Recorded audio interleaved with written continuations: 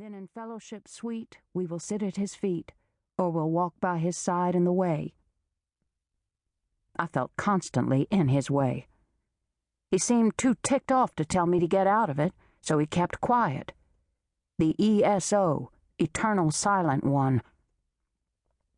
My constant companions were fears, not God.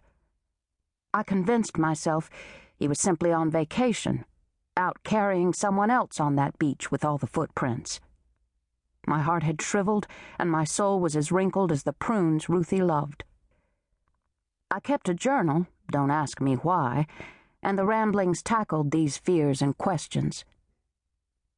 Ruthie was the first to tell me that God hadn't abandoned me, but was drawing me deeper, calling me out of the shallows, past the abyss, and into the current of his love and mercy. Yeah, right, I thought. God hadn't asked me if I wanted to go deeper, and thank you very much, I like the shallows. It's easier to play when there's no current. In the middle, you lose your footing, you lose control. You lose. However, something drew me to this old woman. Was she an apparition, an angel in disguise? It would be my luck to get an angel with varicose veins.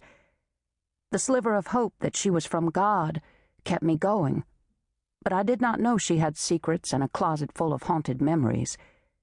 She had seen the abyss long before me and had wrestled monsters of her own. I suppose we all do. I grew up in Dogwood. There are memories and stirrings from some other life. My mother and father, Cecilia and Robert Ashworth, still live here. So do his parents. At least, Will's mother does. Ruthie asked me about him at that first meal, what she dubbed our first supper.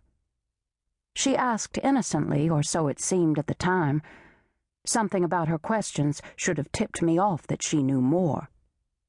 She did not know how many hymns there had been before the pastor, or that my mind was drawn to someone I could never love, could never kiss or hold or touch again. My husband is a good man, I said. It sounded appropriate, and I hoped she couldn't sense the hurt behind the answer.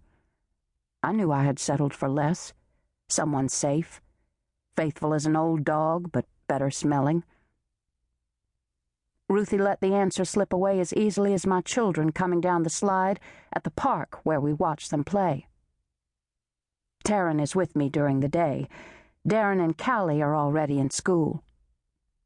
I changed the subject. Do you have children? Grown, she said.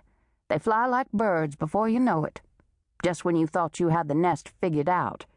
But I guess that's our job. Your husband? She smiled. He flew too. Was he dead? Had he left her? I'm sorry, I said. I remember when mine were your daughter's age. I was different then, wrapped up in froth.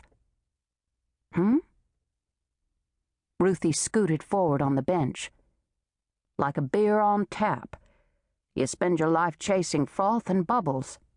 I used to think it satisfied, that it could fill me up and make me happy. But froth is froth, empty. What I needed was underneath, at the root, the soul. Can't find happiness in froth, at least not for long.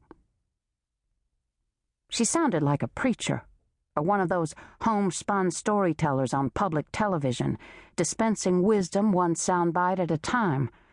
I wanted to switch channels or leave, make an excuse, head for a fictional doctor's appointment. I needed to get home to the wash. But it was already evening, and I couldn't fool her. Plus, something drew me. Was it her voice, her eyes, or the way she seemed to wallow in life? Come to my house for dinner, Ruthie said.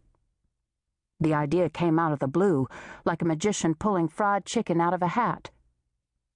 That's very kind of you, but you look like you could use a friend, and I love children.